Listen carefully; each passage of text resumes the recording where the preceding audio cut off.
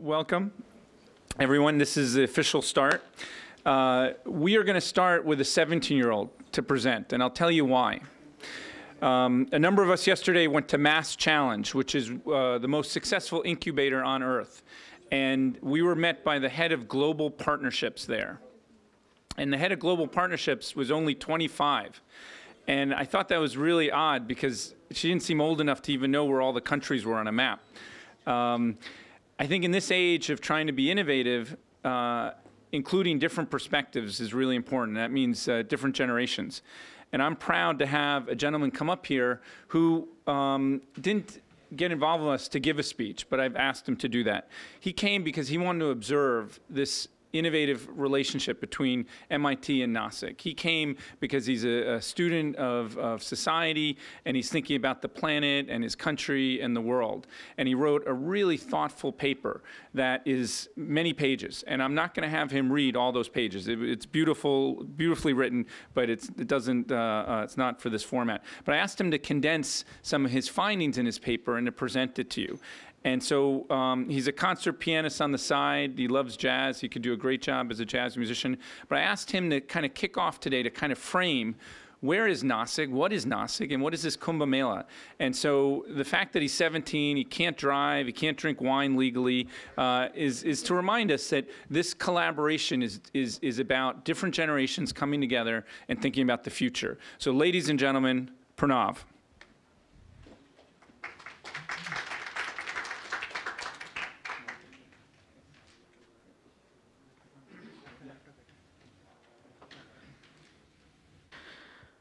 Good morning. It's wonderful to be here today. It's my pleasure and privilege to be able to share with you my Kumbhathon experience and the learnings that I got from this experience. I'm Pranav Chandrasekharan, and I study in B.D. Somani International School in Mumbai, and I'm in the 12th grade. First, a little context. India is a very complex country. We have 1.25 billion people in India, and out of this 1.25 billion, we have 800 million people who are of working age. And India's working age population is going to expand by 100 million at least by 2025. Now, the thing is, India's working age population is going to be moving towards the cities. They're going to be moving towards the urban areas in order to get better jobs. Now, today, India's urban population is 385 million people. But by 2050, this number is going to become 900 million. India's cities have very stressed infrastructure. And this infrastructure is going to get even more exerted on. We face problems such as overcrowding. Then we are unable to provide sanitation facilities. Then we are unable to provide electricity and water supply, and there's often a lot of unemployment in Indian cities. And these problems cannot be fixed by traditional methods of investing in more infrastructure, simply because of the associated cost for more infrastructure, and also because of the fact that it's going to take so long to build this new infrastructure. We need to address these problems using technology. Now, in order to talk about the Kumbhathon, I'm going to talk about Nasik and its Kumbh Mela. Nasik is basically 100 miles away from Mumbai. It's also close to the city of Pune, which is a growing metropolis in India. Nasik has 2 million people. Now, for Indian standards, that's pretty small. But by global standards, it's actually pretty big, right? And the thing is, Nasik is a very fast-growing industrial town. They have firstly, they're very religious. They've been around for 7,500 years. And ironically, they're also the center of India's wine industry. And Nasik has a great deal of industrial growth, especially in the agro-based sector. And we're going to be seeing Nasik becoming one of India's biggest cities in the near future. Now, the Kumbh Mela sort of is an expression of the religiousness. Nasik, every 12 years, welcomes 30 million people every day to bathe in the Godavari. 30 million people in a city that has a population of 2 million normally. Now, Nasik Nashik cannot cope with the sheer influx of population that takes place every 12 years. The same problems that I mentioned before, overcrowding, then the inability to provide infrastructure like sanitation and water and other utilities, and just give a good experience to these visitors is a problem which Nashik has. And this problem that seems impossible to address cannot be addressed by traditional means. Nashik needs to use technology to address these. Now, during the Kumbhathon, as a science student, I really found it interesting because I've read about smart cities before. I've read a lot about it, but seeing this technology kind of being put into action was a very unique experience. And so I kind of made 3 observations during this Kumbhathon that I found were very unique. Now, firstly, the Kumbhathon works by bringing citizens and government officials together, because when citizens and government officials have a common view, when they understand each other fully, only then can they come up with solutions to address the city's problems. Secondly, the Kumbhathon understands that it cannot focus on building new infrastructure. It basically works by creating digital interfaces to existing infrastructure. For example, I saw the solution called crowd steering, which basically aims to use the number of phones connected to a cell tower as a measure of population. And lastly, the third interesting thing I found about Kumbhathon is it's actually creating a culture of innovation in Nashik. Now, Nashik is in the heartland of India, and India is traditionally a very conservative country. And this Kumbhathon is helping create a culture of innovation in Nashik that's creating a new generation of entrepreneurs. I believe that basically the Kumbhathon experiment is not only important for Nashik, but it's going to have a profound impact on the Indian smart city movement. The Indian government wants to build 100 smart cities in India in the next few years.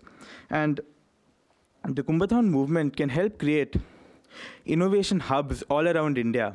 And these innovation hubs, where governments and citizens come together to build solutions, can provide solutions that can be shared all around the country and around the world to solve problems.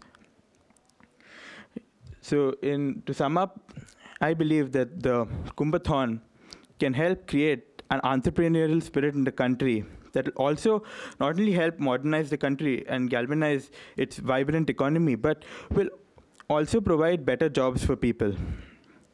I would like to thank Professor Ramesh Raskar and Mr. John Werner for giving me this opportunity today. Thank you.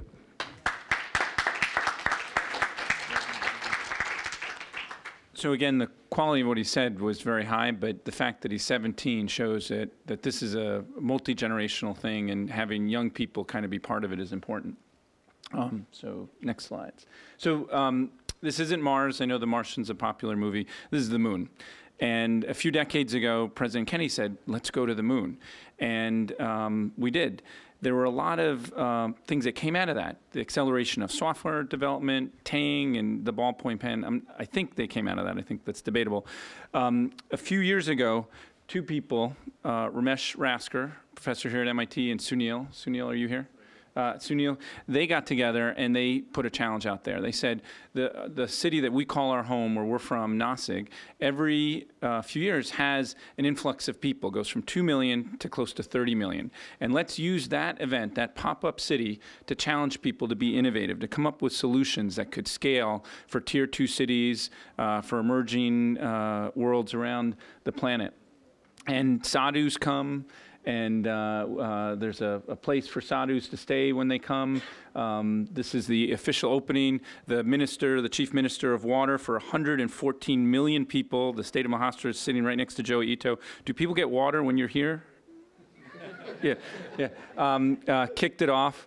And pilgrims came and they bathed. If you have a sin or sins, you want to get them cleansed, and you dip 5 times, and boy, did they come. And we saw that firsthand.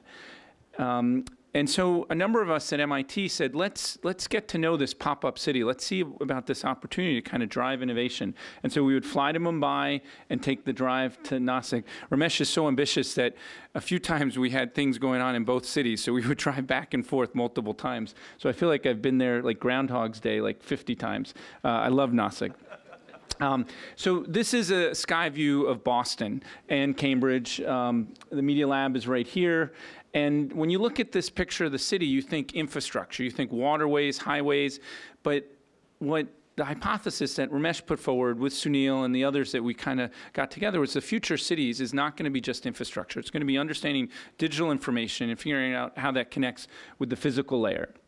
And so this is 4 in the morning at the opening of the Kumbh Mela. Here I am on some stage, and here's a news broadcast, and someone's using a mobile device to do that. And so this hypothesis about big data, the cloud, mobility, and seeing how it manifests itself is something that we were really interested in. So here's that same picture I showed a few moments ago of the pilgrims. If you look dead center, you see one of the pilgrims who's about to take a dip is holding their mobile phone. And I think that says something about connectivity and some opportunities. So what we did was we crowdsourced. We said we want the most innovative young people to come forth and help identify challenges and problems that need solutions and use software and hardware innovation to come up with solutions. And here are some of the innovators we worked with. And here's some of the projects that we rolled out, and you're going to hear a little bit more about that from others today. And I think in the top you have A.J.P. Kalam, the beloved late president of India, the Bill Clinton of India. I always would say that to him when I saw him. And he said, you know, I want to meet these young people that you're working with and you're inspiring to kind of do good. So here's, you're going to hear about Sampath's project. He used what to me looks like Home Depot technology to store stuff in big box stores to make housing that sadhus used. Here's some young people we engaged, and they're flexing their muscles. Here's a 15-year-old that came up with an innovative idea you're going to hear today that I think helped inform the police and many on the crowds and help make this Kumbh Mela that happened over 40 days a few days ago, that one of the safest in the history of mass gatherings on the planet. I also want to thank the commissioner and the other bureaucrats that helped run Nasik that worked with us, that made data available to us, and believed in what we were doing. And we're pointing at the clock, not because we were hungry for lunch, but it was close to midnight, and we were at his house. Gadam, thank you for hosting us. And here's the chief of police. If you don't believe he's the head of police, here he is in his uniform. And here's the chief minister of the state of Maharashtra, 114 million people, saying, you know, do this, you know, inspire, you know, how can I help? We also got corporations involved, and this is a gentleman who worked in Mountain View at Google for a number of years, and this is his lovely wife who worked at Yahoo for a number of years, and they were so inspired, kind of like Teppo right here, and you brought your wife too, and you left your work. These guys took a sabbatical from their jobs to help mentor the young people we were working with. TCS, we absolutely love these guys. You guys brought, I think, 50 people at least over the last few times we were there to help mentor, and we're extraordinary mentors for some very innovative projects. And you can see the passion in this picture. We also have a lot of friends, Ratan Tata, World Citizen, kind of thinking about, you know, the potential of this. Ramesh recently met with the Nobel Prize laureate about this, and he said, you know, keep it up. And Desh Deshpande's been a big fan, MIT leader here. And the news has covered it. We've been sort of on the down low as we get momentum, but people are beginning to notice us, what we're up to. So to kind of keep this momentum, we said to our friends in Nasik, why don't you come here to MIT so we could kind of strategize on some of the next moves. And so yesterday, this is live, real time, we were in Kendall Square. We went to Google.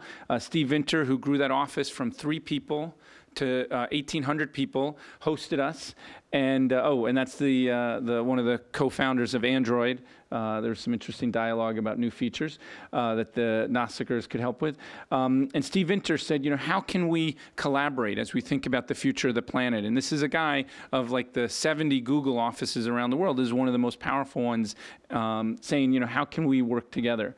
After meeting with Steve and shaking hands, we headed over to the innovation Innovation District of Boston. And here we are on the Silver Line. And we went to Mass Challenge, which is, you know, by all accounts is one of the most successful incubators. And we're saying, how can we do that in Nasik? And how can we have a Boston-Nasik connection, make sure we're more than the sum of our parts?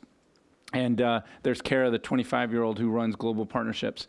Then we went to City Hall, and the Walsh administration is really excited about this. They have 10 sister city partnerships. And I went to Hangzhou a few months back with Boston, and I remember looking at the 40 people that went to Hangzhou representing Boston, and we were saying, oh, we're missing all these leaders. And I look at the leaders that came from Nasik here. You brought all the right leaders to kind of create this great partnership. And here's the mayor. And then there's a deputy mayor. Everyone watch out. I think the deputy mayor wants to lock the mayor in an elevator so he can go back and become the mayor. So you just watch out there. That's not true. I'm just trying to be funny. So we met with Nigel, who through Trinidad is of Indian descent, is really proud of this connection. He's one of the chief data scientists in City Hall, saying, how can Boston and Nasik work together and be a sister city type relationship? This is the chief, the Secretary of Economic Development, who wants to come to Nasik. He liked the idea of getting the keys to the city and wants to find ways to kind of have a real India strategy in his new administration. We then walked from City Hall to the State House. We met with the government's team, the governor's team, about what the India strategy could be related to Nasik, which was great. The other thing is, I don't know if you know this, but Indians love their cricket. And I even spied this cricket game on the top of a building. Yesterday, we played cricket. We went to one of the holiest of holy places in Boston. We went to Fenway Park. And while the Cleveland Indians have played at Fenway, we said we want to bring a cricket team here. And we met with the head lawyer for the Red Sox, and he said, we're going to make it happen. We're going to bring a team from Nasik to play the first cricket game in Fenway Park as a way to kind of build relations between these two places. And then we went to Lansdowne Street and had a great party. I think by bringing the leaders from Nasik here, it's a way to kind of keep this relationship going. And I'm going to invite up Professor Ramesh Rasker to kind of share his vision and kind of let you know where he thinks things are and where things could go. We're really proud of this collaboration, and the best is ahead. Ladies and gentlemen, Professor Rasker.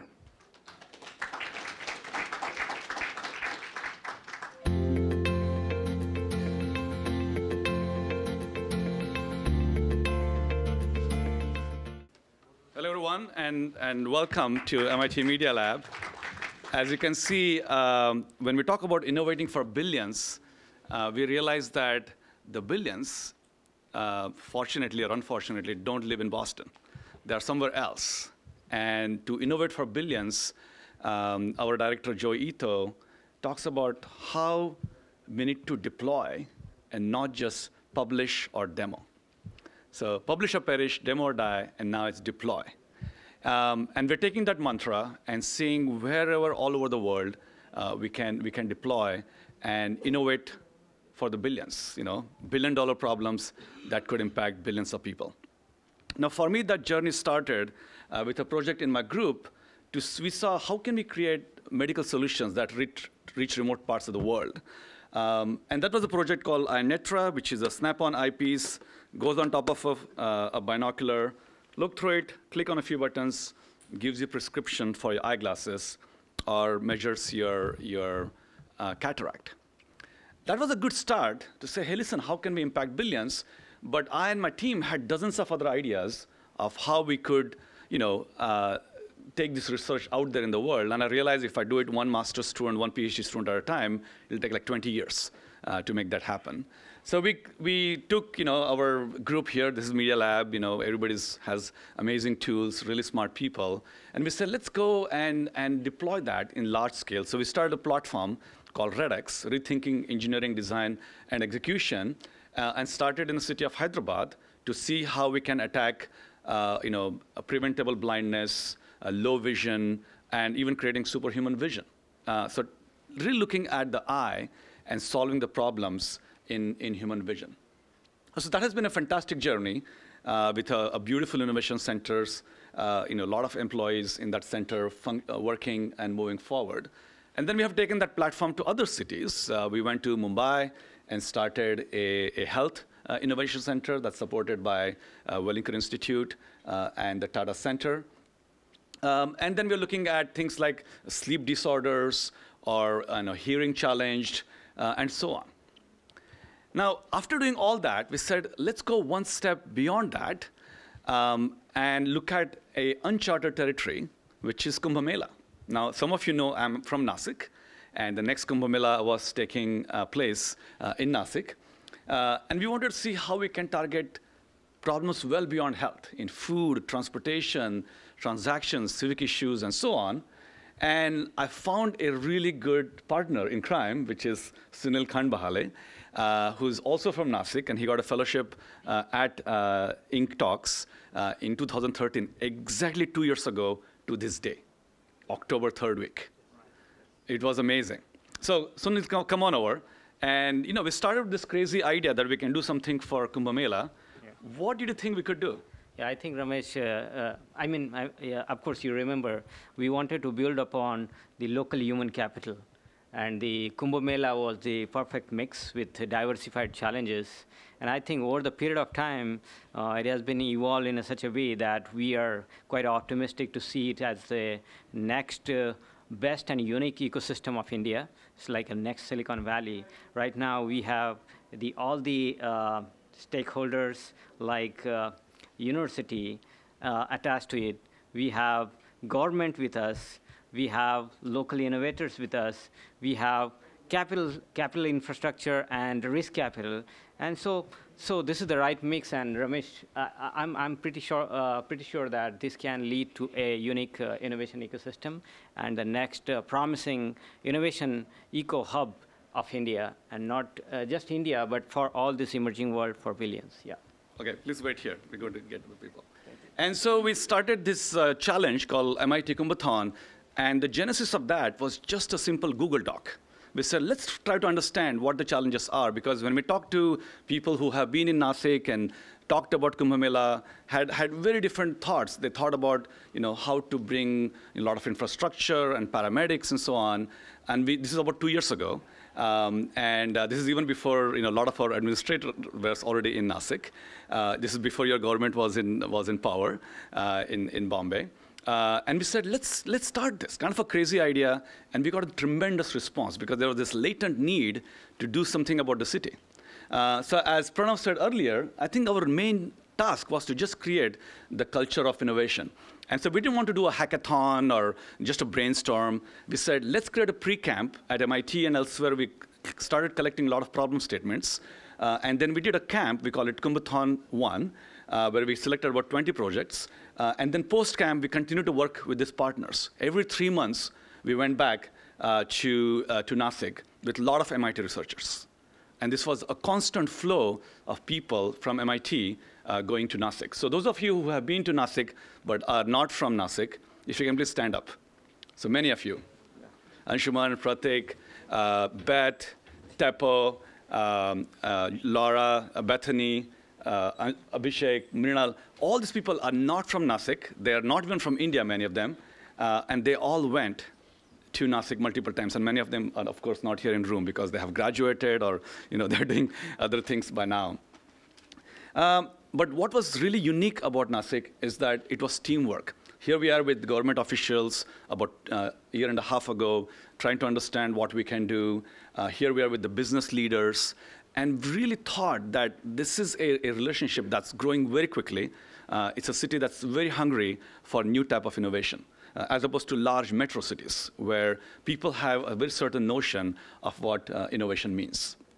And so we looked at many projects, crowd steering by using cell phone tower data, tracking epidemics by using machine learning, new type of pop-up housing that uses really new architectures for providing instant resources for possibly millions of people. And it was actually used by the government as your office, if I remember correctly.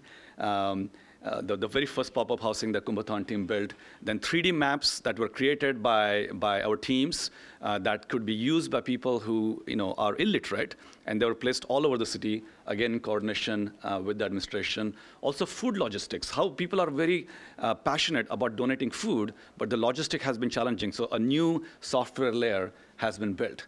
But again, to repeat myself, it's all about building the culture of innovation. I think when we were there 2 years ago, a lot of people would say, oh, Kumbh Mela, 30 million people in 30 days.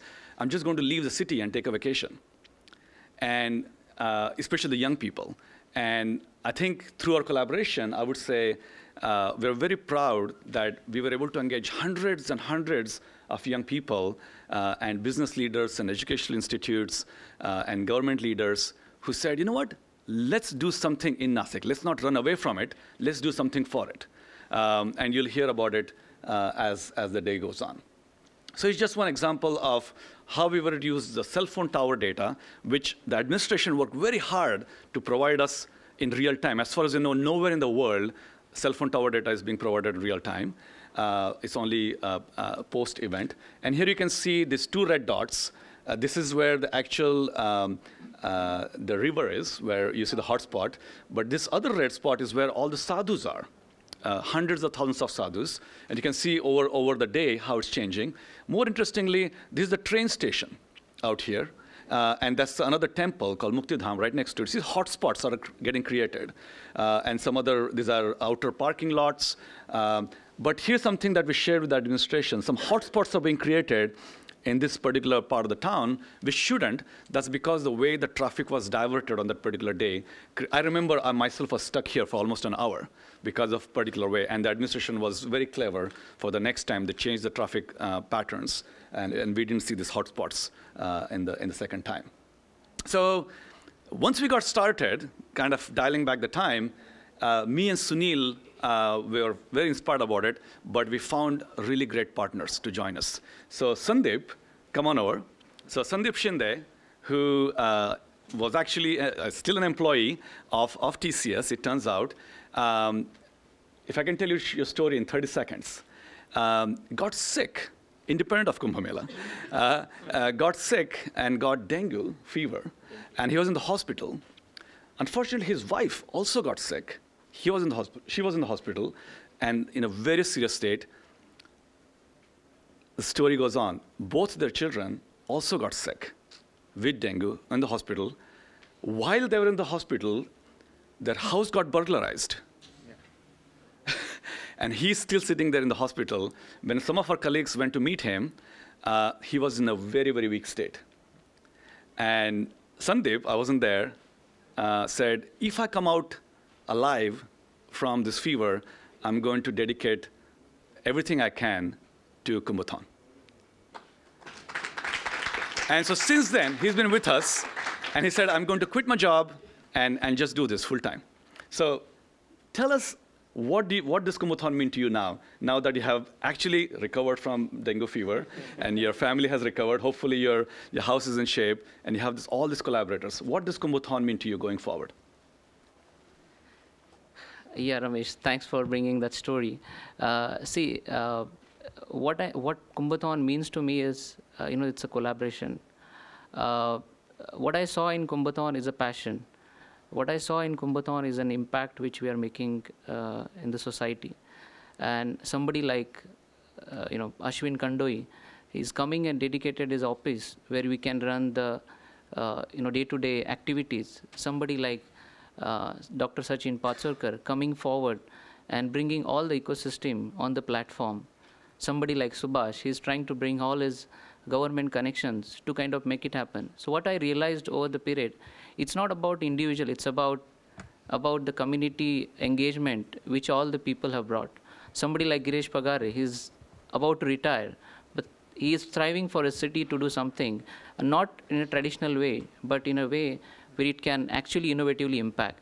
Now, while doing all the innovations for Kumbh Mela, I think the step forward is let's work together, let's co-innovate in not only with the Nasikar, but also the global innovators who has a passion and who has a commitment for some impact on the society, and let's work together. So I think the next phase would be no matter what societal problem would be there, if there are people who are committed and passionate about doing something for city, I think let's come forward and do it for Nasik.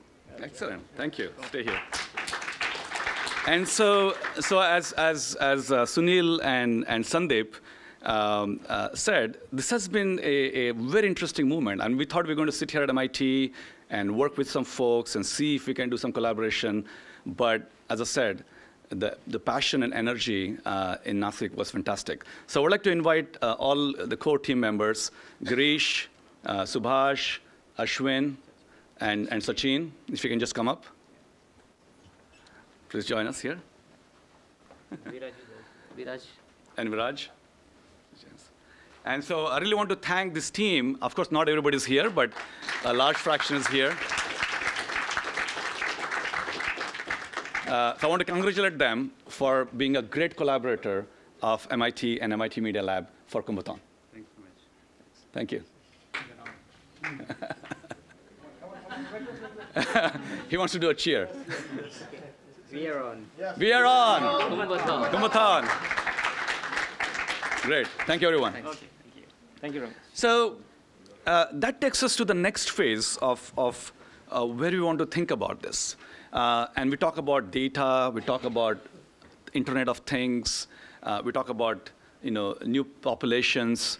At MIT Media Lab, we're thinking about the emerging worlds that are the intersection of emerging technologies and emerging communities. And Kent Larson, who's a faculty member here, said for a sandbox to be really successful, it needs to have many elements. We need committed leadership that you just heard about, important problems that Kumbhathon provided, local liaisons, access to data, working with industry, and also a way to work with MIT. And all these things came together very quickly in Nasik. And we hope there'll be many centers across the world and that we'll be announcing over the next coming weeks that MIT Media Lab will be able to establish for emerging worlds. And in the 80s and before, when folks talked about emerging worlds, they talked about how do we save lives, how do we provide vaccines, how do we provide mosquito nets. But the conversation changed over the last 10 or 15 years, where a lot of these emerging worlds started being treated as emerging markets and simply flooding these emerging markets with products that are made somewhere else. And now I think we're in a third phase where it's not about saving lives or it's not about exploiting these places as markets, but treating emerging worlds as true partners in co-innovation. And so MIT Media Lab and MIT are very excited to see how in this third phase we can work together. And the model also 30 years was, how can we invent things in the developed world and throw it over the wall to see if the here model works. And then a few years ago, many organizations realized, hey, no, we should open a lab in Sao Paulo or Bangalore or Beijing and see how some of our local employees can help us understand. But I think those models are somewhat outdated and are also difficult to scale. So through emerging worlds and through the relationships that we have built over many years, we have an opportunity to actually work together through co-innovation at scale with thousands of innovators, spotting and probing very unique challenges and very unique solutions. Because we live in a world where we'll get care without hospitals, we'll learn without schools, we'll grow food without relying on distant farms, and we'll transact in unknown currencies. And in such a fast-moving world, I think we need a framework to understand. We need relationships and teams to see where we can go forward. So, when we talk about ventures, we often hear about, hey, let's do incubators, let's have startups, let's have entrepreneurs. But we think to solve billion-dollar problems that will reach billions of people, it's not just about that. It has to be not just startup ventures, but or corporate ventures, but these have to be hybrid ventures that we establish in collaboration with academia, industry, and the government.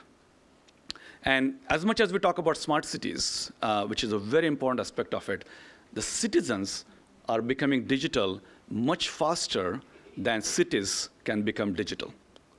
And so the goal for us is to empower the smart citizens and create bottom-up innovation tools so that they will create really meaningful smart cities. So that's emerging worlds. And let me hand it over to John to introduce our director, Joe Ito. Thank you very much.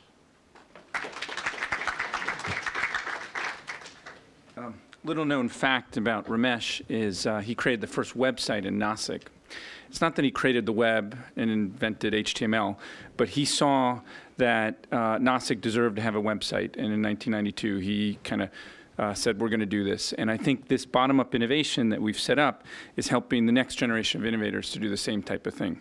Joey's been living that life in a big way. He's one of the most innovative thinkers, and he leads this lab brilliantly. There's multiple labs here. It's not just one lab.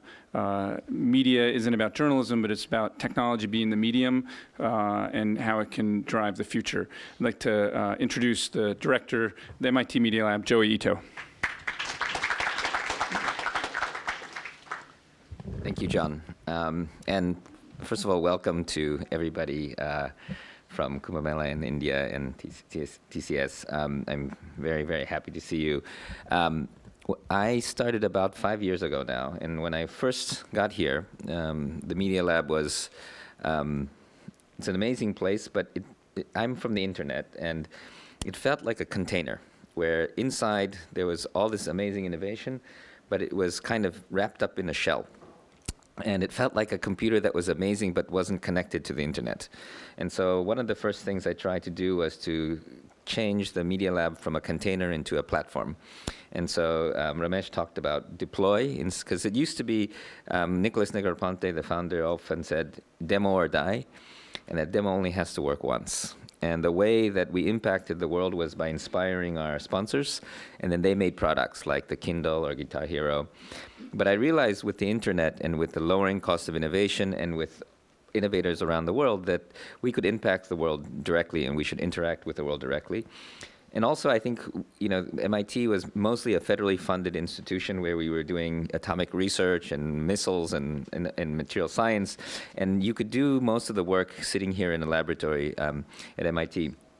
But as we started to look at the rest of the world, we realized, and Ramesh was one of the early leaders in doing just this idea of hackathons and workshops, that our students would come back and they would say they learned more in India than they had done in years sitting in the lab here, because understanding how to work inside of a different context where the technology might be deployed, rather than, as Ramesh was saying, dropping a technology over the wall.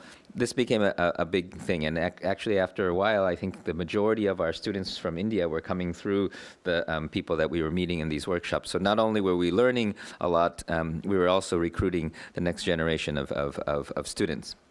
And as we started to expand, I think that Ramesh kept iterating on this idea. So he said, not a hackathon, you know, and because a hackathon is like a short-term thing, and it's a great way of doing kind of prototyping. But what we realized is this relationship building. And again, Ramesh is one of the most ambitious faculty I've ever met. So when he told me 30 million people were going to show up and we were going to do this thing a couple of years ago, I just couldn't imagine it at all. I mean, the scale was just so amazing. And but I think for us, you know, I mean, obviously it's we talk about doing impact in the real world, but for us, and now I think I speak on behalf of MIT as well. The ability to interact and the co-innovate, I think, is a tremendously important way to think. And I think that what we're realizing is that this, and the fact that you're all here today, I mean, I think going to the field and doing something is one thing, but also connecting it back to the highest level of technology. So I don't, this may sound like a derogatory thing, but one category of kind of teaching a man to fish, they kind of would send dumbed down technology into the field and sort of make appropriate technology, which is, I think, in one phase, it's very interesting. But I think what's exciting about the Kumbhathon and the work that we did was we brought the most advanced technology and worked with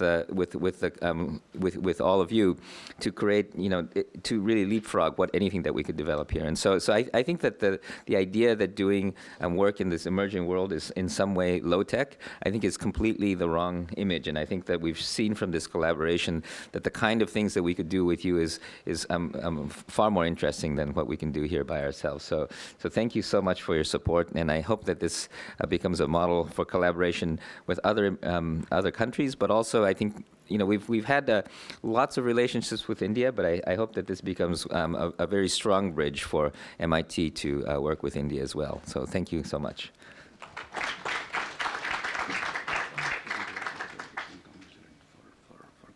Okay. So. Okay, so we're going to invite up now the delegation from the Kumbhathon. Yes. And so Sandeep is going to announce. Yeah, see, just to give you a background, definitely you'll hear from administration, but this Kumbh Mela is known for, tech-savvy Kumbh Mela, also clean and safe Kumbh. So, the people who are responsible for doing that. So I would like to call upon Honorable Minister, Mr. Girish Mahajan, and Mr. Joe Ito. He'll felicitate Mr. Girish Mahajan. John. Sir. Yeah. If you look.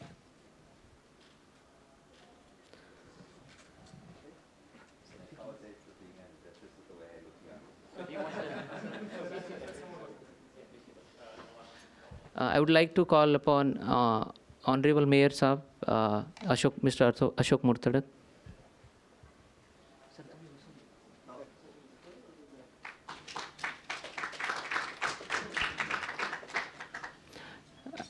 I would like to call upon Honorable Deputy Mayor, Mr. Gurmeet Bagga.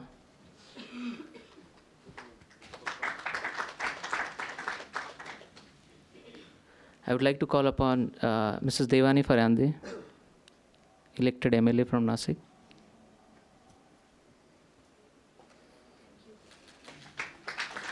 I would like to call upon Mrs. Seema Hire, elected MLA from Nasik.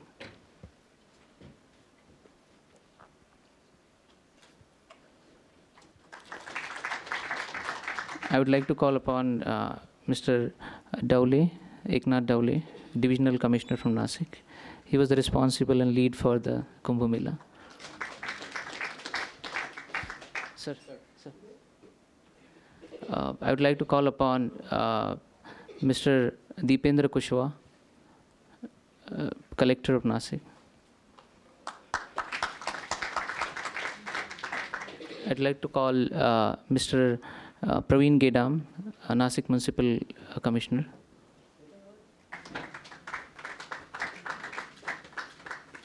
I would like to call Mr. S. Jagannathan, Commissioner of Police, Nasik.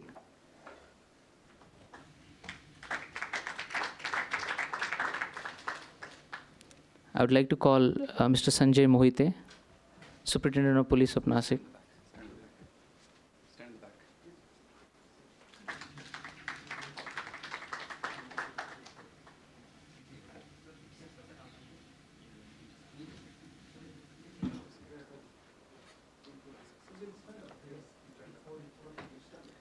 So I want to thank you once more for all of your help, helping us learn in such a successful Kumbh Mela, I've heard as well, making history.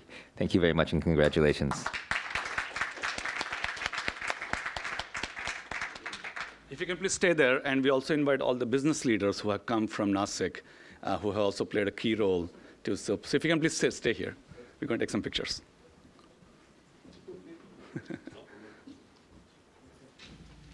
So they have traveled all the way to see connections with Boston community.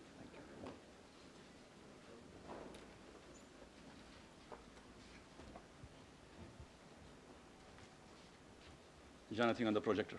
You're blocking the projector.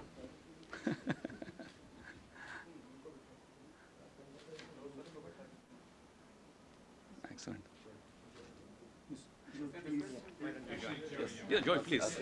Chandra, if actually, Chandra. Please. yes. And then, please go. You please.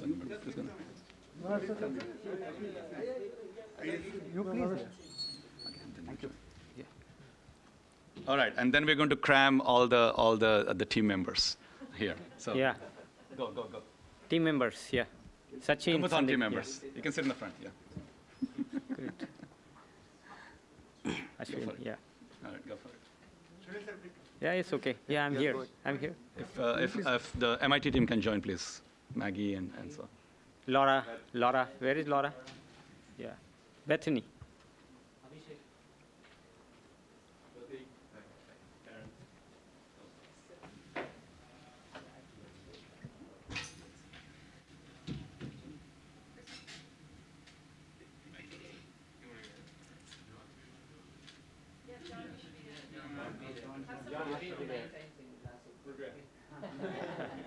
Thank you so much. Thank you. Go Kumbh Mela. We are on. Kumbhathon.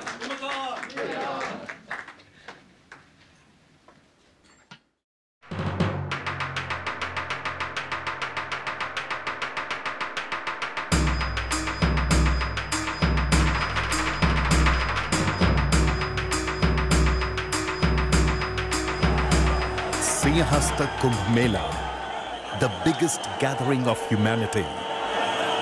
This Hindu festival of India is held after every 12 years in Nashik and Trimbakeshwar. Saints, sadhus, pilgrims and devotees from all over the world visit Kumbh during this period to bathe in the holy Godavari river and get their sins washed off.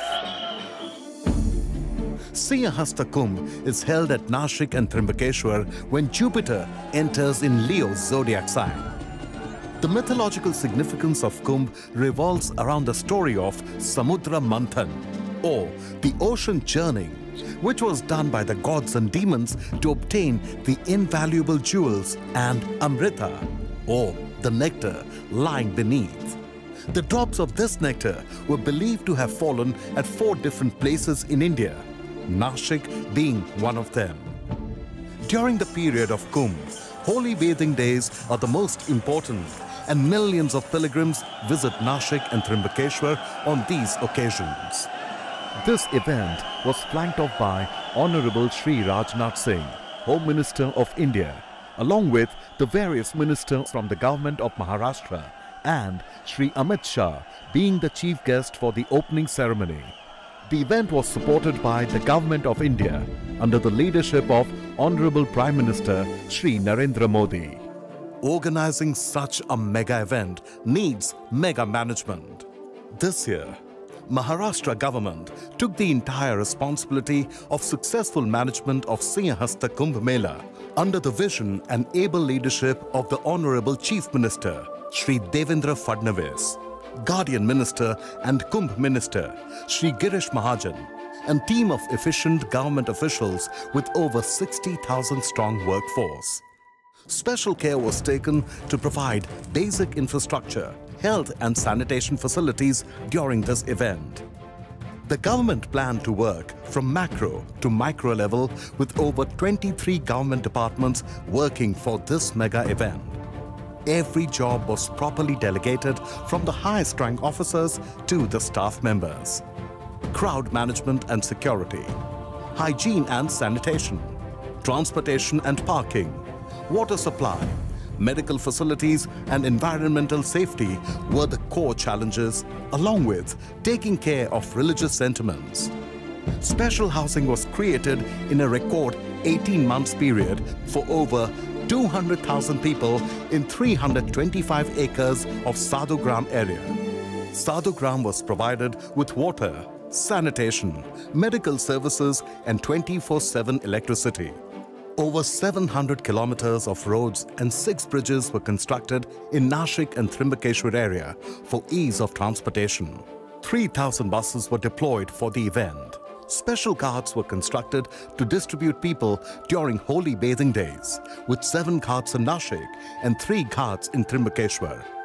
14 hospitals were equipped with special teams to address medical issues, along with over 200 ambulances, 23 mobile teams, 50 dispensaries, 17 primary healthcare centers, all working 24/7. over 27,000 new toilets were constructed to address the issue of sanitation. As many as 4,200 sanitation workers toiled day in and day out to keep the city clean. Security was beefed up with police force of over 30,000 personnel, 562 CCTV cameras, and 2,634 loudspeakers connected to PA system to manage the huge influx of pilgrims, which resulted in smooth and efficiently managed event. Sinhasta Kumbh Mela 2015 is considered the safest Kumbh Mela. Though over 2,685 people went missing, all were safely united with their families. There were 0 casualties, 0 missing cases and 0 disputes, which made 2015 Kumbh a standout from all other events. Sinhasta Kumbh Mela 2015 aimed to create a green and plastic-free Kumbh, which was achieved by a record-breaking event of planting over 6 lakh trees. The government of Maharashtra used technology to address many co-management issues, and special applications were created for the ease of administration as well as pilgrims. The government readily promoted this event through social media and its user-friendly website. Planning and preparation of more than 3 years, enormous efforts of more than 60,000 people, cooperation and support extended by the citizens of Nashik and Sadhu Mahants made Sinhasta Kumbh Mela 2015 a lifetime experience for 30 million people and set an excellent example of efficient management.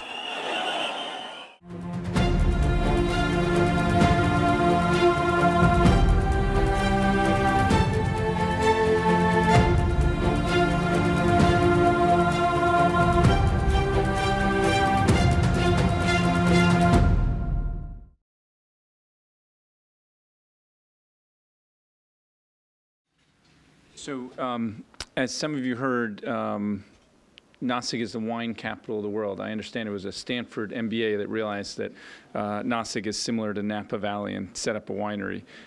MIT missed that one. I think we have a small gift for Joey. I think it may be some wine, but we'll find out. And then next, you're going to hear from the water minister for 114 million people.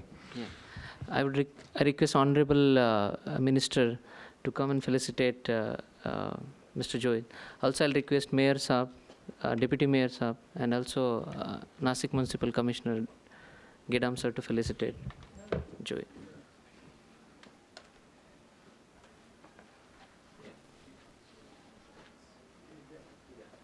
So it's always said the partnership and collaboration cannot happen one way. It has to be two-way. So Nashik administration would like to kind of thank Joito and MIT Media Lab for the effort they have been doing.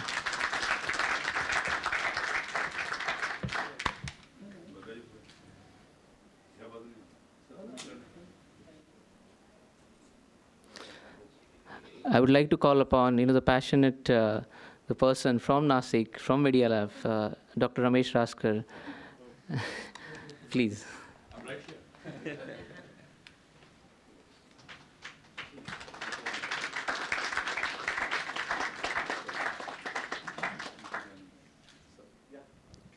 Hope he inspires many more to come to join Nashik. Thank you.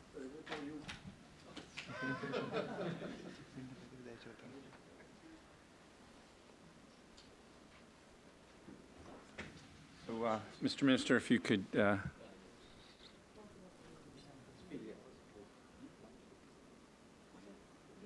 So, Mr. Minister? Oh, okay. Ladies and gentlemen, Nashik is not all about Kumbh Mela, which after all comes in once in 12 years. In between two Kumbhs, Nashik does a lot of many things. One of the best things which happened in Nashik is our Sula wines, which is probably the best, one of the best in the wines made in the world. Therefore, the French would believe if you fill in this wine in a French bottle, probably they will agree that's the best wine of the world. So it's our honor to invite our Honorable Minister to present a bottle of Sula wine to the Director. Where is he? Yeah.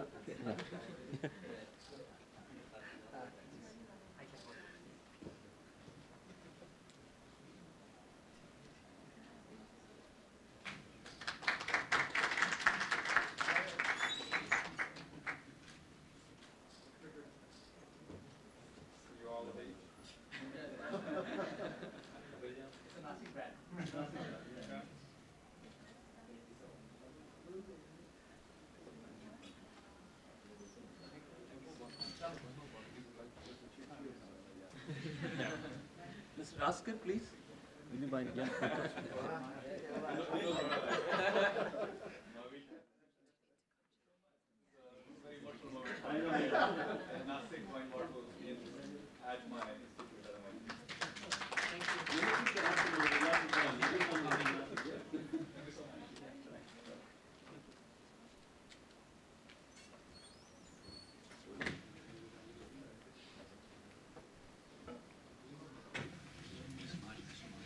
Mr. Minister Mahajan, come on down. Ladies and gentlemen, I am happy to be here leading the delegation of elected representative and official of Government of Maharashtra, India. I extend my sincere thanks to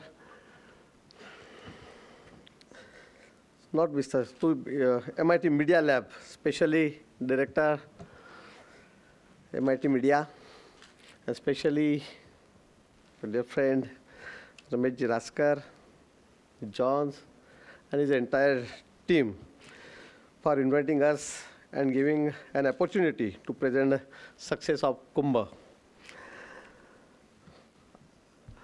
Nasik is one of the 4 places where Kumbh Mela, the largest human congregation on the earth, take place. Nasik city and Trimbakeshwar town has successfully hosted this mega event this year in August and September, with an identity both as land of sacred hymns as well as a land of machines, has constantly preserved the inherent cultural traditions while moving ahead in the direction of progress. Devotees from all over the world gathered at Nasik and Trimbakeshwar on the occasion of Simhastha Kumbh Mela this year. The Simhastha Kumbh Mela organized every 12 years at Nasik and Trimbakeshwar as a celebration of sanctity and happiness on the holy deep days. The saint and sages take a holy dip along with their displays and followers, with millions of devotees toting the river areas for the holy dips at auspicious times. Congregations get the larger and larger. Saints and sages from all over the countries gathered here for Kumbh Mela. Apart from discussion on spiritual and cultural topics, aspect of India, culture and traditions can be seen at a Kumbh Mela. It is the reason that Kumbh Mela is also an important attraction for cultural students and tourists globally. The most important fact of the Kumbh Mela is that no one has or need to invitation to attend the spiritual congregations. Millions of the devotees and mentors from various cults assembled here to celebrate the spirituality. Nasik is an important city in state of Maharashtra with a population of around 1.4 millions, and Trimbakeshwar town has around 15,000. Kumbh Mela was indeed a mega event in that around 30 million devotees and 300,000 priests visited Nasik and Trimbakeshwar during the 1 month period. The peak period saw crowd of around 6 million in Nasik and 2 million in Trambakeshwar on one day. This was a enormous challenge to the local administration, especially with regard to crowd control, security, sanitation, medical care, and many more facilities for saint and devotees. More than 24 billion rupees were spent in creating new infrastructure which shall cater the need of the city for next 25 years. Organization of Kumbh Mela was appreciated by one and all, including saints and devotees. This Kumbh Mela is now recognized as safe, clean, and green Kumbh, as it saw casualty, no epidemic, no food poisoning.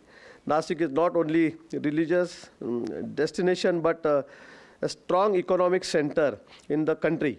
Recently, it has been declared as second best investment destination among million-plus cities of the country. The huge and thriving industrial base coupled with good connectivity, excellent infrastructure, ample human resources, pleasant climate, beautiful nature, make it an ideal city to set up the new business. I invite all of you to Nasik, tourists and investors. Thank you.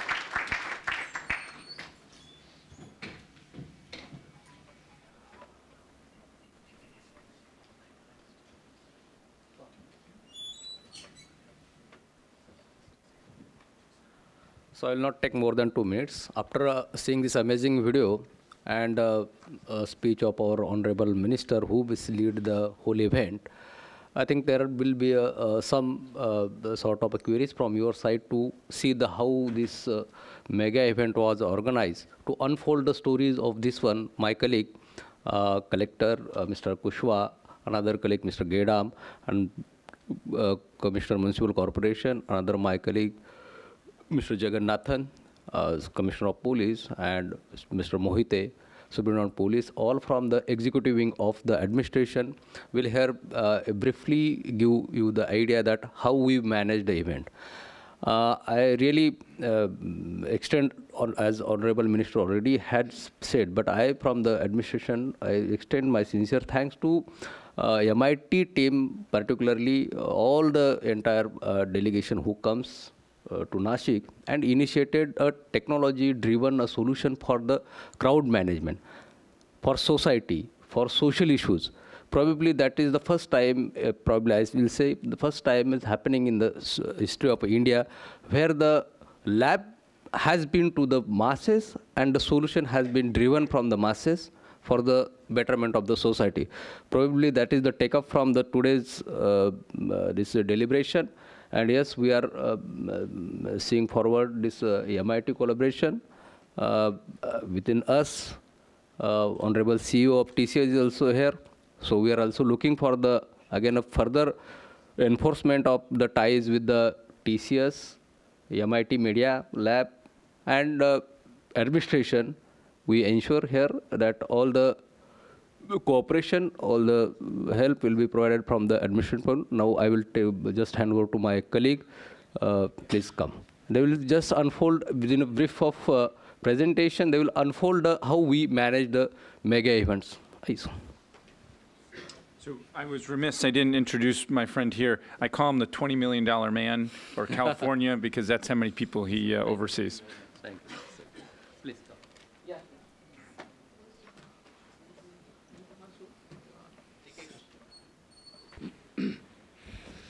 So, a lot of things have already been spoken about Kumbh Mela, maybe some repetition, but still, this is the largest human congregation on the earth. To put you in real figures, we have 30 million people coming to a city of 1.5 million. That's 5 times this state of Massachusetts coming to Nashik in 1 month. So that's how the scale is. Next. So can go.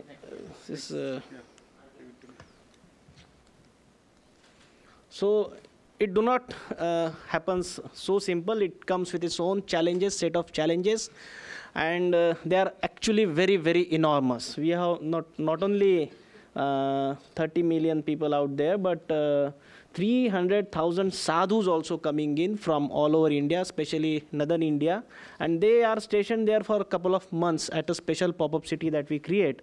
And the challenges obviously are crowd control, prevention of terrorism, transportation, water supply, power supply, safety, security, accommodation, everything that comes with human habitation. The challenges are always there.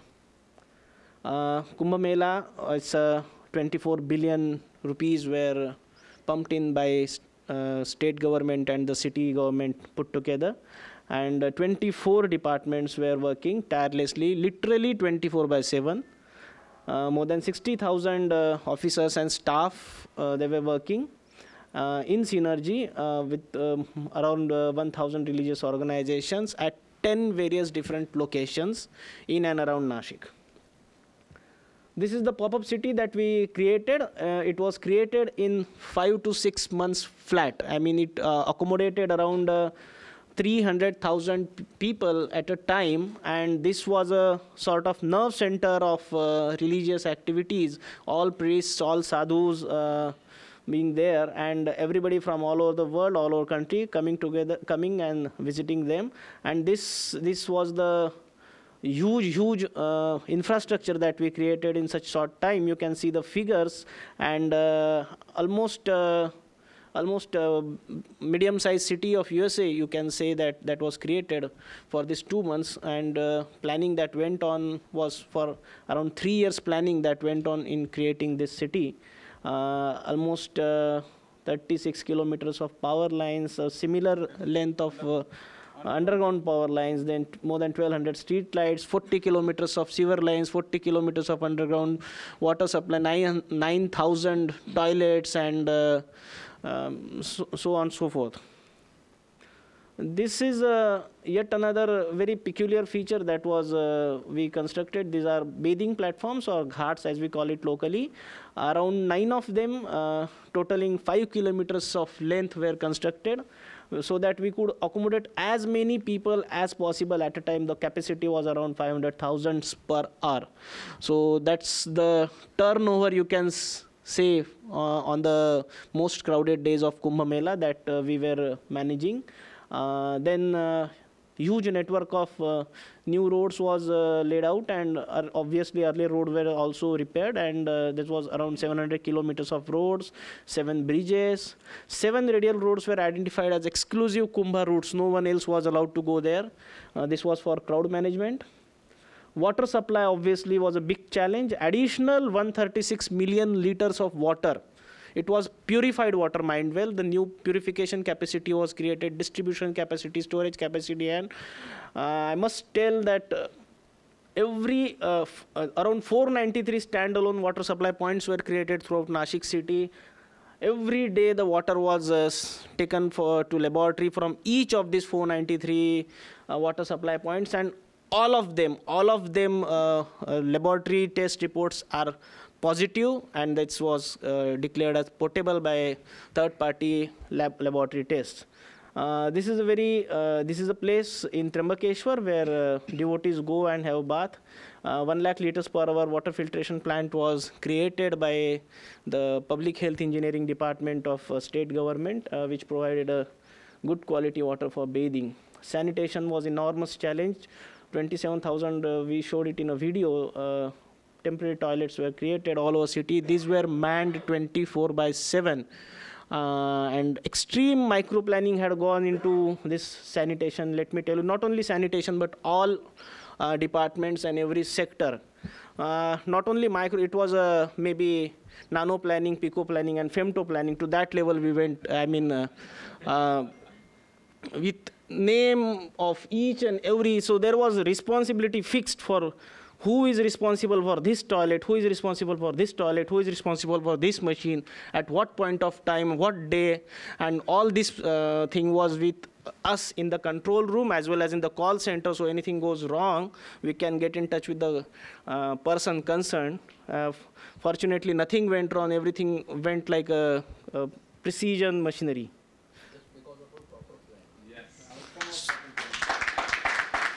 The planning took two years. For these 1 month, we were planning for 2 years. Crowd control was, you want to talk about it, sir? See, the biggest challenge for us, it's not only during the event, like you're all from Boston.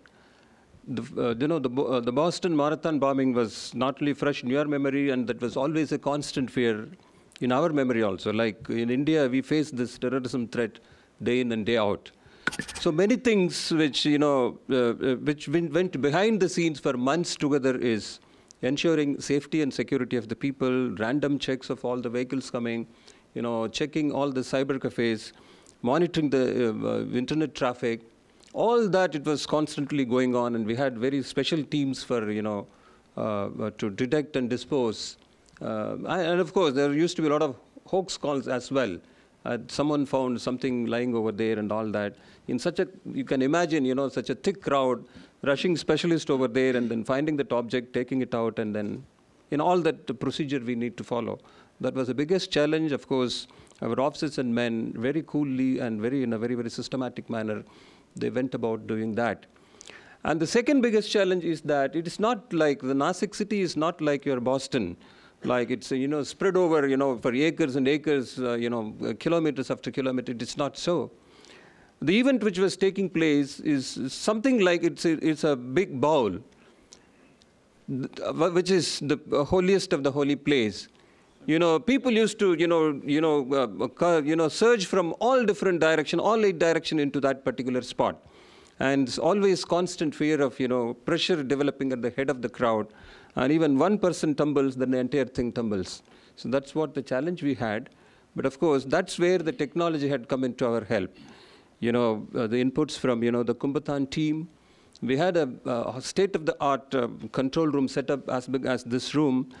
Minute to minute, we were monitoring. It was very dynamic, in taking decisions and then reaching people over there to diffuse that kind of a situation. It was really a dynamic management.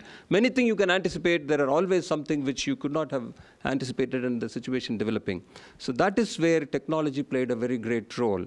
The CCTV cameras, our wireless communication, and the inputs from this Kumbhathon team. And in fact, one small, it may appear very trivial, very small. After the first Parvani, the Kumbhathon team said that your selfies are going to create a problem. And in fact, it did happen in some other place. 2 guys, taking selfies, they fell into the river and they got washed off. It has not happened in Nashik, but it's happened elsewhere. That's where then for the second Parvani, we took a decision that we announced it as a selfie-free, no selfie zone. So in short, it was a very, very dynamic management. And it was really the planning, as our divisional commander, Mr. Davle said, it was the planning which had really helped. We have stocked and placed the resources in very critical point. We anticipated where the criticality is going to develop. We have placed the resources over there. We had excellent communication to that point. And that's where from there, we could mobilize the resources. We could direct the people to attend to that spot. It was a minute-to-minute, and it was a dynamic management. Of course, at the end of the third Parvani, we all felt for a week we were all jobless, for managing the event for more than a month. And at the end of the day, end of the event, we all felt we were all jobless. So thank you very much.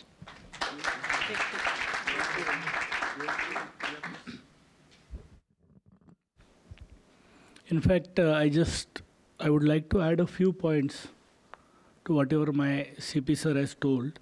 Basically, we had to plan on assumptions. These many number of people will come.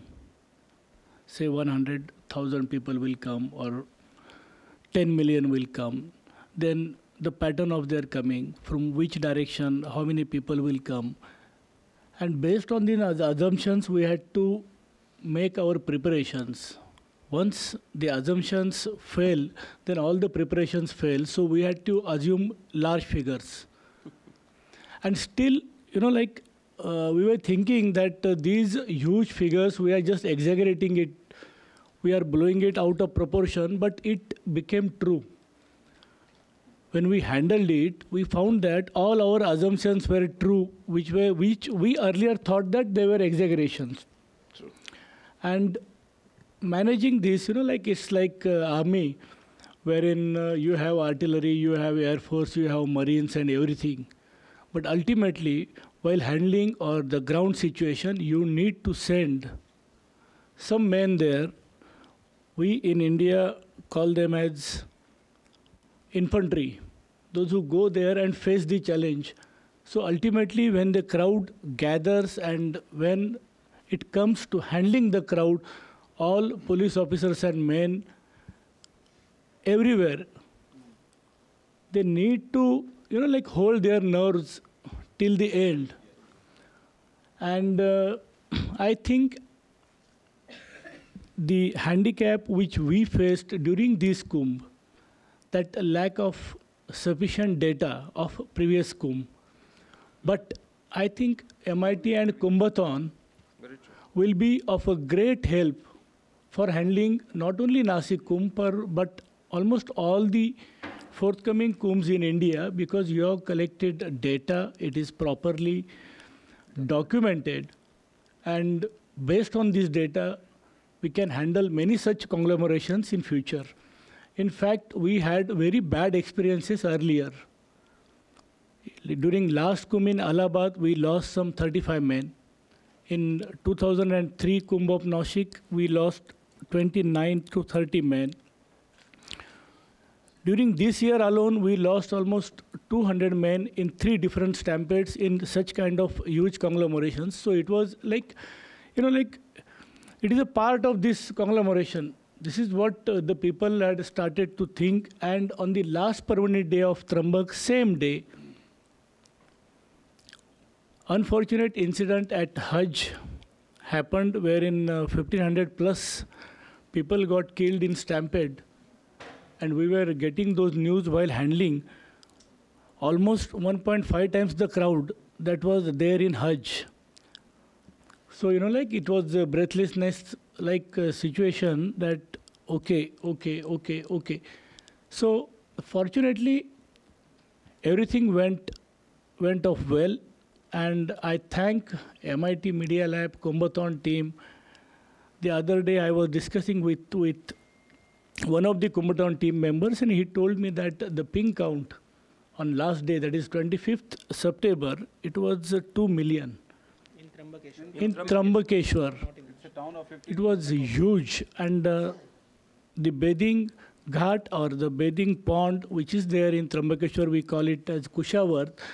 So barely 500 to 700 people can take dip at one moment. So handling such a huge crowd in a small place, it was very difficult, but fortunately it went off well. And I thank you, MIT, again for providing us with support and help. Thank you very much. Thank you. As my colleague Mohite sir told that there were incident happened at very few. What happened? Incident happened at few places, and so we were in a huge pressure to conduct this Kumbh as a flawlessly or without any incident. And it's a result or it's an outcome of detailed planning, no doubt. I think, as I know, I joined this district in last 8 months back, and the planning was going since, I think, last 2 years.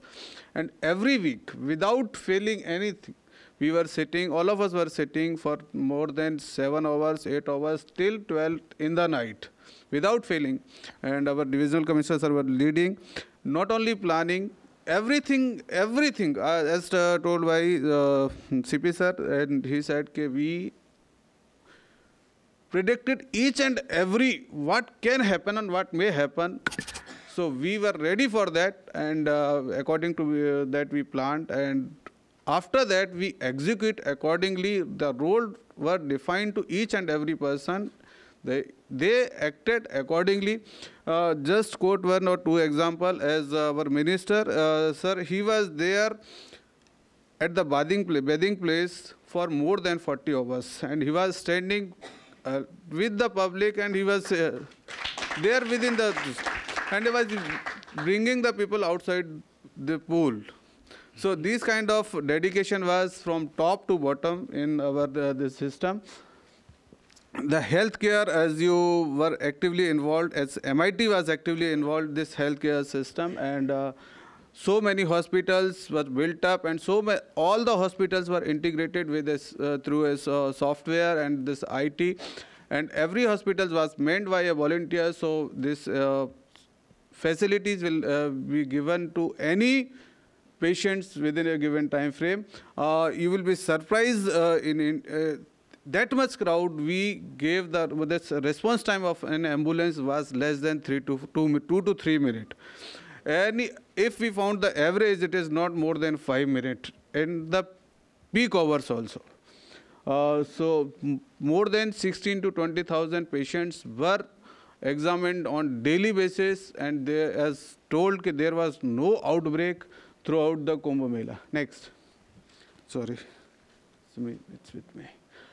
Disaster management, it's a planned event, though we can expect many of the disaster like stampede, as told by Mohite sir, and flood management. The whole event happens on the river banks, and in the rainy season also. So on the second Shahi Snan and the holy dip dates, there was a huge rain. It's a 120 millimeter in 1.5 hours. So everything was washed out. Though everything happens very well because we have generated a software with the help of CPWRS, and they prepared a software so we can simulate the things, how much rain if happens in particular areas, then how much water level will increase, at what speed, in which areas, and which areas will be submerged. So everything was planned, and we, according to that, we got the data and we evacuated the person from these areas. So this is the kind of system. So we assess all risk, all the vulnerable areas, all the vulnerable groups, and we prepared the response team and given them the assignment and the responsibilities. SOPs were, standard operating procedures were defined, and that was given to each and every person of the team. IRS-based structure for this disaster management was adopted, and it is, I think, worldwide adopted nowadays, and this was the, I think, first example in India to manage on this system. Next. When 30 million people were coming to a particular place, so there was danger of pollution, and then there was another danger of environment issues. Just to give one example, if 30 million people comes and they will take 1 or 2 breakfast and 2 cup of tea, then you can imagine how many cups and plates will roam around the city. But everything was so well managed, nothing happens. The Kumbh is known as the cleanest Kumbh ever. The Kumbh, the Mela is known as the safest Kumbh Mela ever. The Kumbh Mela is known as the greenest Kumbh Mela as ever.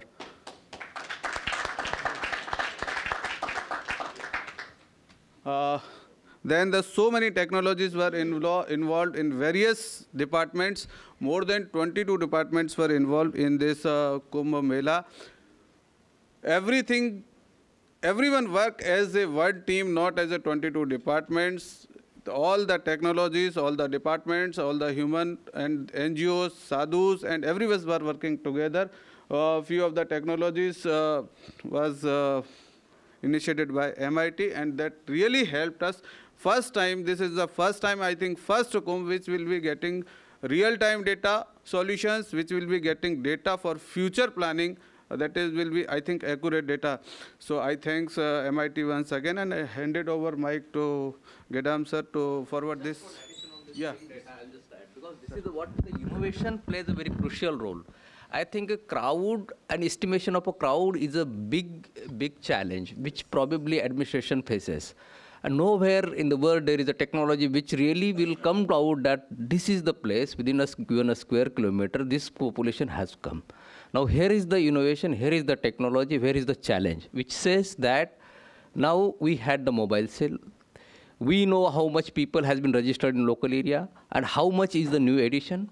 Using a sophisticated statistical tool, we can have the confidence level that this much people will having the mobile cell. Now, using a back-end based coding system or software, we can estimate exact number of people in a given space of time. Now, probably this is the required things and which administration faces, and probably this is the things which comes from the innovation, and probably the MIT has done a lot of work on that one. But yes, we need again a further improvement on that part. Probably that was the takeaway from this one. Thank you. Now, Kumbh Mela is typically a spiritual event, but this was a Kumbh Mela of technology, Kumbh Mela of innovation, Kumbh Mela of collaboration, Kumbh Mela of synergy. We have already discussed about mobile apps and so many other things, epimetrics to track the symptom pattern within the given geographical area. Community radio was an interesting innovation, very simple technology. You put radio, FM radio in all the buses and then use it as a public address system to give particular, the mobile ping data we already discussed. So this is the unique Kumbh Mela in which technology played a lot of role in managing Kumbh Mela. Yes, I mentioned last slide. I forgot to mention this, all the resources were mapped on GIS. In this kind of event, it happens first time in India. GIS mapping, and each and every vehicle was tracked. We don't have a vehicle tracking system in India, but we track all the resources through this technology in this Kumbh. So we are at the probably technology capital of the world right now, and we were managing the spiritual capital of the world, and two comings together. What do we take away from this place? I think this is the momentum that has been generated during last 18 months or so between MIT and Nashik administration, government of India. And of course, we have discussed this. Where do we go from here on? This is what I think is a takeaway point from this Kumbhathon. What I think is now we have discussed enough of Kumbh Mela. Where do we are heading for smart cities in India. That's a flagship program of government of India, Nashik being one of the smart cities. And what we are now thinking is we feel that this momentum is generated. A few companies are interested in having an innovation center out there in Nashik. And what our role comes into picture is that we are very open to discussion, and we are very open to sharing of the database that usually other governments won't be doing. We are ready to provide you the, as the society is a laboratory in Nashik. Nashik city is to be considered as a laboratory which can develop technologies and which will benefit the public at large. And this is one example which we discussed. This is another example. This is Nashik Municipal Corporation's database, which we will be putting on our website, open for everybody and anybody in the world to see. For example, this is an infrastructure layer of asphalt roads, and it gives details of each and every road. You click on it and it gives the details of that road. This is going to be put on server of Nashik. This is a concrete road. These are so many layers that you will be having each and every infrastructure, each and every data that we have.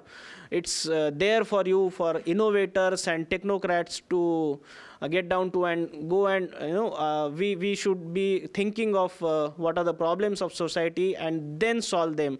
And this is where our collaboration comes into picture. These are, for example, waste collection vehicles locations which we are monitoring from our headquarters of Nashik city government. But probably people like technocrats at MIT and elsewhere, they can come and use this data for whatever best they can think of. And this is where we go ahead. We have to maintain this momentum and continue our goal towards smart cities. We don't want anymore that India to be a developing country. We also want that India to be a developed country like USA, and this is where you and me come in picture. Thank you so much.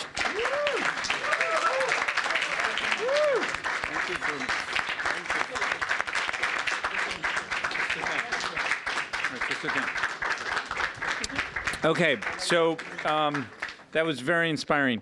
So this is event number 7, Kumbhathon 7, K7. Around K1, Ramesh had got me all excited, said,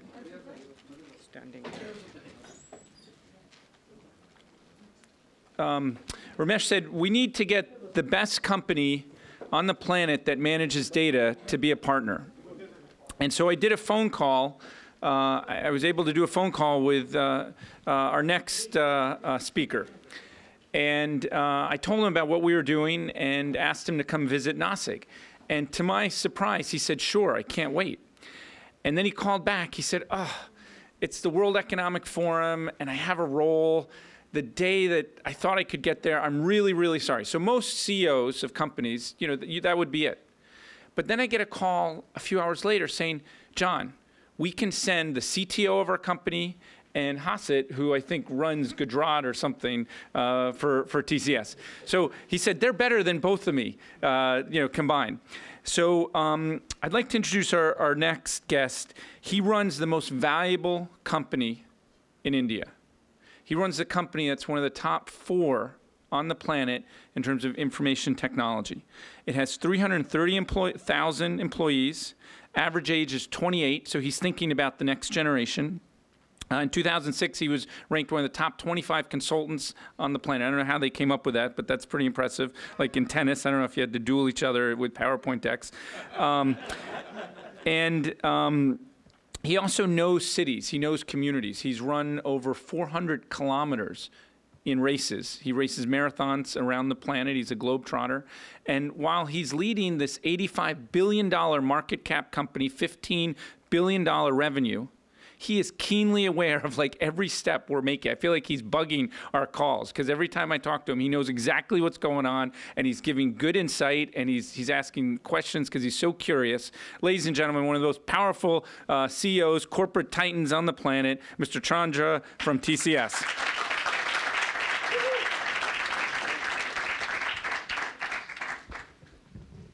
Thank you, John. First of all, I think I should take a moment to congratulate the people from Nashik, the administration from Nashik, for such a phenomenal story of how they have managed this whole Kumbhathon, keeping the traditions, keeping the sentiments. I know how it is in India, how much it matters to everyone, and how do you keep all that spirit and fervor, and at the same time bring technology, bring processes, bring program management, and put it to work to pull off such a phenomenal effort. I really want to congratulate you. And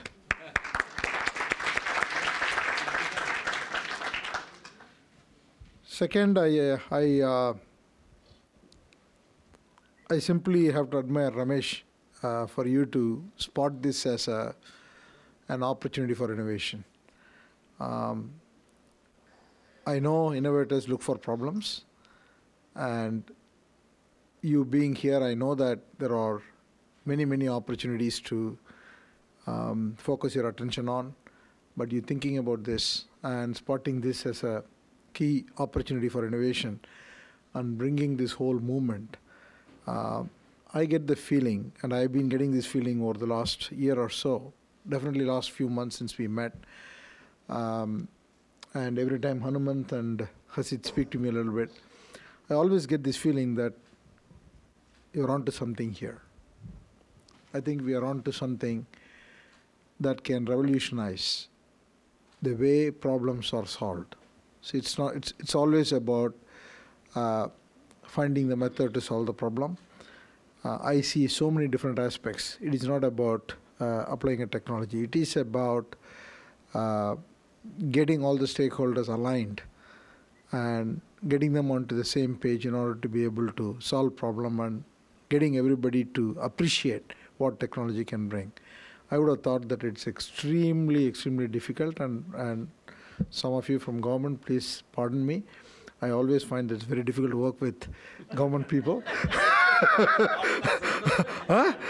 Not in Nashik, not in Nashik. And it's very hard because so many procedures, so many processes, by the time you can get onto something and really achieve something, it can take all your energy away. But the model that has been put together is just phenomenal. I see so many positives. I think genuinely all emerging markets problems, whether it is, I definitely can talk about India, or anywhere else in the world, it has to be solved only by technology. We are not going to solve these problems by any other means. And the resources are not there, and the time is not on our side. And by the time you solve the problem, if it takes time, technology has moved on, world has moved on. We are talking about it today morning. The world is not looking for functionality. World is looking for experience. So today's generation, tomorrow's generation, it's all about experience. They want whatever little you can give them a great experience. They are not asking for, they ask for a lot, but they're not going to compromise. Yeah, you're giving me all the features, you give me all the functions, you can give me everything I want, but then the experience is bad. I call this there are two aspects: quality of delivery and quality of experience.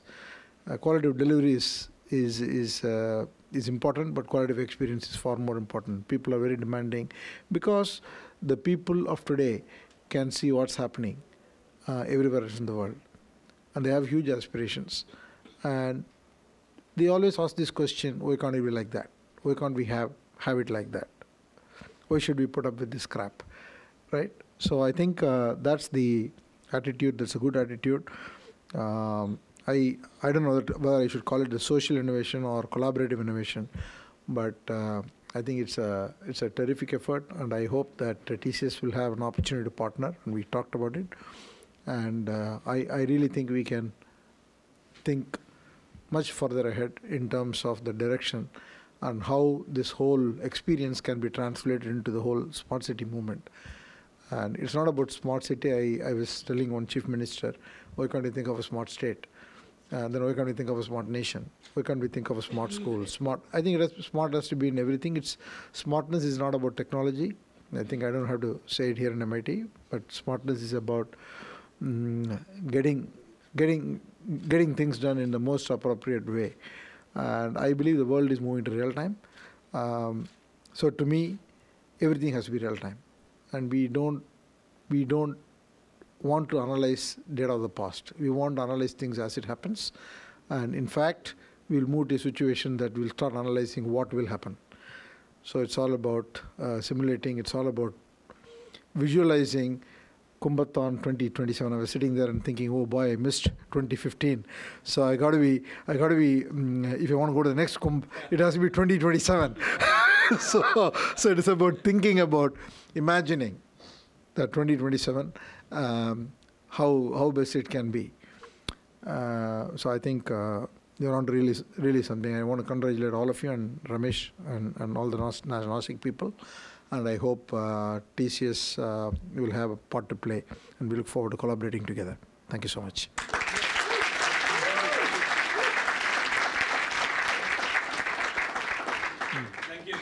Thank you, Mr. Chandra. And we have a few minutes for questions. We are going very Indian Standard Time. We're going to start on time and finish on time. So very well. Please have a seat. So maybe I'll start off, and you're welcome to ask questions to our panel about Kumbhathon, and also how Mr. Chandra sees the future of innovation in emerging worlds. I'll just start off with the first question. How do you see the scale of innovation and the participation of the youth in emerging worlds, especially places like India? And how can organizations like yours, who are very powerful, play a role in that? Well, I think I see what you have done in Kumbhathon as a natural evolution of hackathon. Okay, people only talked about hackathon, and hackathons kind of create a buzz. So it's good to get people excited. And we are now talking about agile. Everything is about agile. So how do you create this Kumbhathon to be agile Kumbhathon as you go? So how do you create spaces where people can solve problems continuously? And as they solve problems, how do these problems get integrated? There is a larger role in terms of integration. I don't want to call it a system integration. Companies like us can start to see the big picture in terms of putting things together. But we've got to promote actively in the field. And I really think that's the role that we should play. We should just partner with people like you and then start to create this as a mass movement. And I always believe that I should do a TCS-a-thon going all the time. I was talking to you about that. We have 330,000 people. We have huge lab spaces. And we should be creating agile spaces, and people should be solving problems all the time. People should be innovating. And we've got to bring some orderliness and structure. That's where the problem is. But you've got to allow that culture to spread. And I think you've successfully done it between the government and the citizens. So enterprises like us are not bad people, so we can easily join. That's true. Innovation is happening everywhere. Let's take 2 more questions. If I, Ramesh. We'll break. We'll have enough time to interact with. We'll have to ask questions to our administrators, officials, as well as Mr. Chandra. So let's start from here. Thank you. Wonderful presentation. Taking your last comment, can we integrate the MIT Camera Culture Lab, you're thinking of agile into the training of our administrators, bureaucrats, and civil servants that are coming out? Can we help see the TCSs of the world get into the butts of the ministers and the administrators, that while they're getting trained to be IAS officers and such, that is the part of their thinking from day one? Do you think what role TCSs can play? So I think it's a necessity almost. Even within our own company, we have created a digital learning platform. So we come up with a concept that any subject that we want to train people on has to be digital. It should be anytime, anywhere. People should be able to get trained on mobile. And every concept has to go multiple levels. We have a concept of a nano courses, which is, when you talk about something, then you should be able to see it in 5 minutes or 20 minutes or 1-hour courses.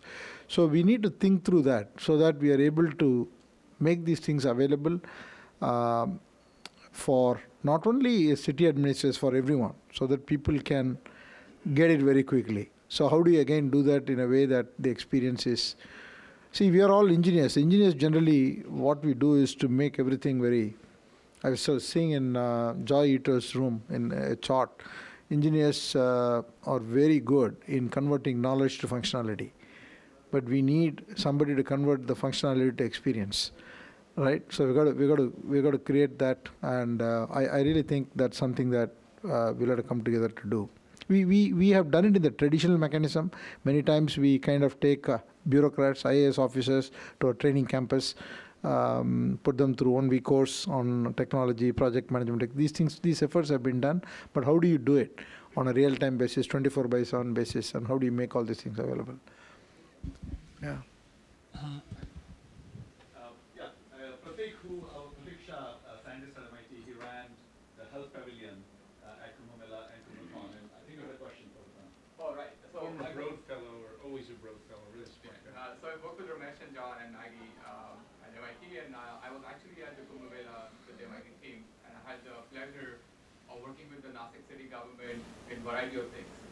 And I would like to first congratulate Dr. Gedam, Dr. Kushwa, the health minister, and everybody for running an extremely successful Nashik city during the event. And I have a quick question. Of all the initiatives and all the things you did at Kumbh Mela, which are now available to the city of Nashik throughout, how many of them would be ported into the smart city infrastructure that you want to do in collaboration with MIT?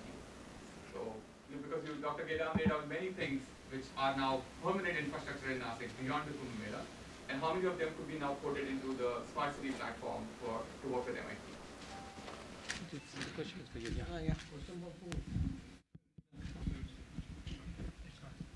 See, smart city is not a static idea. It's a very dynamic concept where administration, government, citizens, everybody needs to be smart and needs to evolve with the time. These all ideas, they were a result of brainstorming and innovation. So you take an example of, say, epimetrics, it's got to be there because I cannot neglect that area. If you take some other example of, say, crowd control, it's got to be there.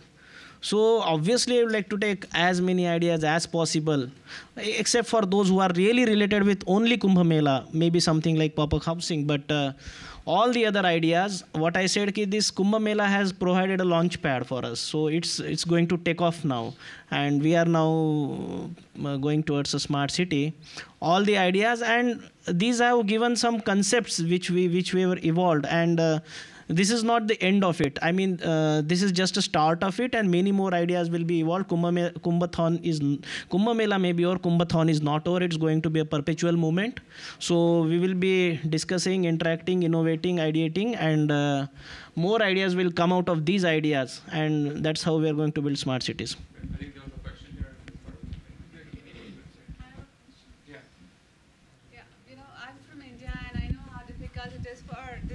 Work together. So how did you, what brought you guys together to work from 7 to 12 midnight and working seamlessly? I think this is such a powerful story we would like to replicate all over India. So.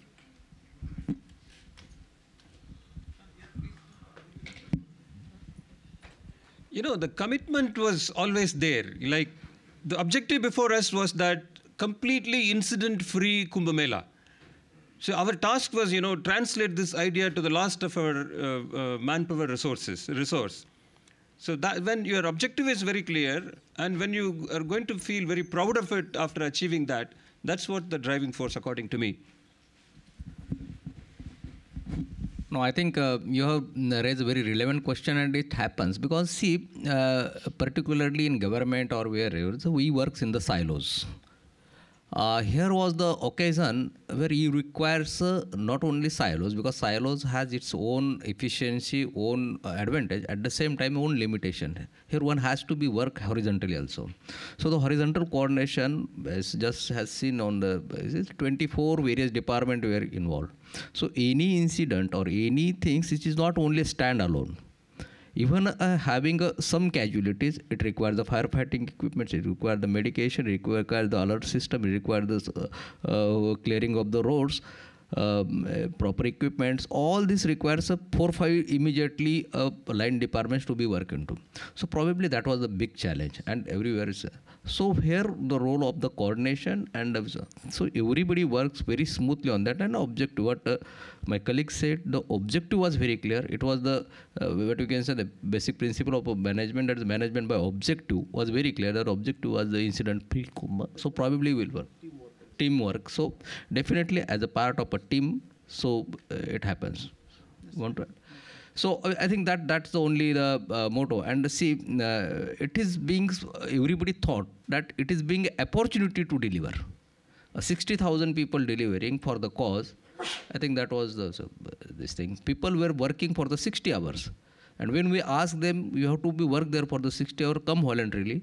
So there was a queue that people were in the just, we want to work. So I think that sentiment needs to, that motivation level needs to be in every sector of government. Probably that is not, that is the limitation. But yes, in Kumbh it happened because of the higher level of motivation. Honorable Minister was constantly behind us every time saying, so that gives you the boost to your motivation.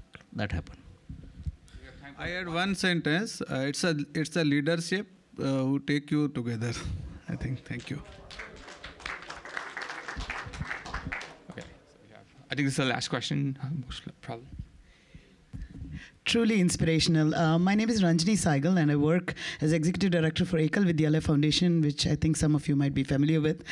We bring education to very remote rural villages, 54,000 of them.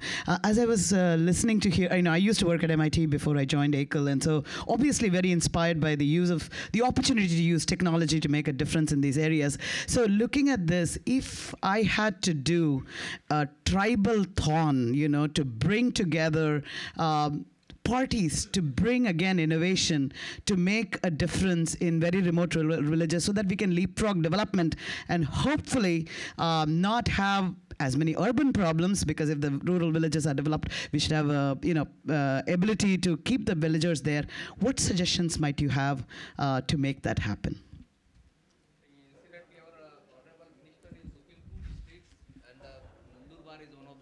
Where the most of the 100%, I mean, all the villages is so. And district it's population wise. So I think what you said is correct. I think already Tata Foundation has taken one initiative in Nandurbar where malnutrition issue is being addressed. Now they have providing a protein supplements to the malnourished children, and result was phenomenal. Why it happens? Because in a social delivery mechanism or social security schemes, most of the implementation is there, but the efficiency is very poor. Here in the Tata Foundation scheme, they developed the back-end very strong network where the technology played a very crucial role. MIS and the proper administration of the doses were monitored on real time. What just CEO said, that's a real time. We are working in the real time solution. They work on the real time. Yes, connectivity and all this was the problem in that area, but that was a phenomenal where the what you say, the tribal innovation can play a very crucial role, and that's what I will always of that opinion. This Kumbhathon or the initiative of innovation should not be limited only to the 40% of the population, but it reached to the 60% where it is needed. Just one. Ma'am, I read one thing. There are so many areas you can work in that. For example, in education related to tribal villages, there are problems. There are remote villages. There is no connectivity. There is no. We cannot check whether this teacher is going on. It all depend on physical system or manual system. So there are two aspects which on that we can work. The one thing is the governance. How can we bring more transparency in the system and more efficient delivery mechanism? That is one thing. And second thing, how can we develop a system which is not dependent on much more on connectivity issues, and it is more localized kind of thing, and which will help them and which will more adaptable to these tribal areas? Thank you. So I believe this was the last question. So I would like to take this opportunity to thank the delegation from India, especially the Minister, Dr. Gedam, Dr. Kushwa, everybody here, the audience for making time on a beautiful Tuesday fall morning to be with us, the MIT team, the MLAs, and all of you in the audience from the MIT Kumbhathon team. We really appreciate you being here, and we look forward to working with you in the future. I believe there's a break now, and followed by another event in the afternoon. And so Maggie Church, who's right here in the front, will be able to answer questions for people who need orientation and direction. And we also have a registration desk outside, which is fully staffed with people to help you navigate your way around MIT Media Lab. Thank you very much.